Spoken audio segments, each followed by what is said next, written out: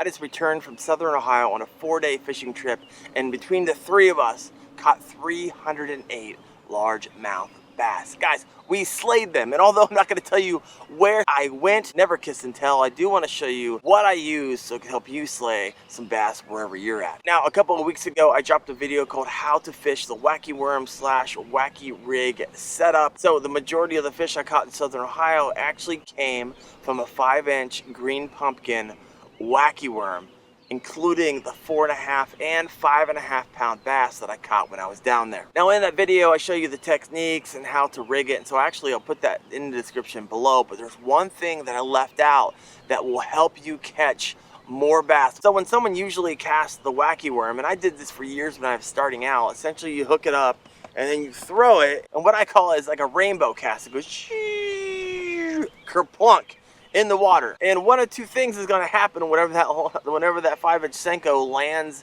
in the water. One, either it's going to get the attention of the largemouth bass within the area, or two, you're going to see all these bass scatter, which is a big bummer because you just landed your lure in there like a cannonball, and so you identified where they were, good job, but you ruined the opportunity because you made so much noise on the entry that it made all the bass take off. Now here's the thing, you can catch fish that way. I've been doing it a long time, but this is what you want to do if you want to start landing more bass with the wacky worm or a lot of your soft plastics that you usually rainbow cast into your area that you want to fish. Check it out, here's a couple videos.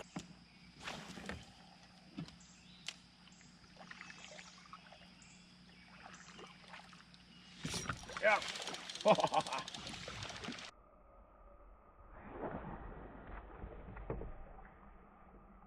Alright guys, if you want to catch more bass, learn to skip your lure. Now it takes a little bit of time to dial this in, but once you do, you will actually start catching bass where other anglers are unable to catch them. There's a ton of different advantages to this that bass simply cannot resist. One, is going to provide you access to places where other anglers can't pitch, where they can't cast, and where they can't flip into. It's going to allow you to get in between the brush. It's going to allow you to get in between those blowdowns. It's allow you to get really deep under those docks. A lot of times when we fish docks, we think if I can just land it right next to the dock that you're good to go. And though you might get a few bites that kind of keep you believing that that is the way to go, a lot of the bass are deep underneath that dock, and you're not going to get to them unless you learn how to skip your lure. Also, what I love about skipping is that from the second that lure hits the water, it starts getting the attention of all the bass along the way. So when you're pulling that lure back to you, you're actually pulling it right back through the area which you just got the attention of the bass. So whenever you're kind of rainbow casting it,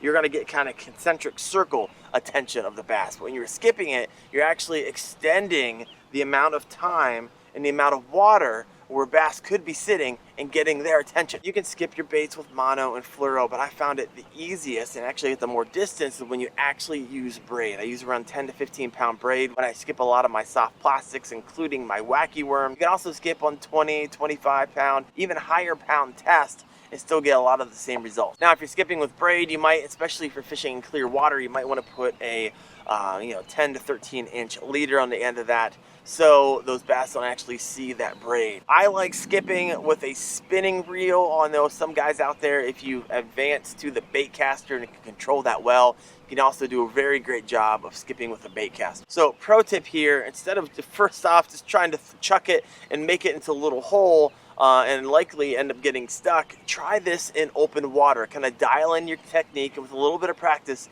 I promise you, you'll be surprised that you'll be able to shove that little wacky worm through a hole on the bank that is maybe 5 inches wide. Guys, it's incredible. Once you dial that in, man, you can pick up some serious bass. And here's the thing, I have the most luck skipping 5-inch Senkos, but you can skip crawls, you can skip tube baits, you can skip a lot of your soft plastics. At the end of the day, it's gonna take some time to dial in, but I'm telling you, if you can dial in your skipping, you're gonna catch fish that are virtually impossible for many other anglers to catch. Hey guys, thanks for watching. See you later. Bye.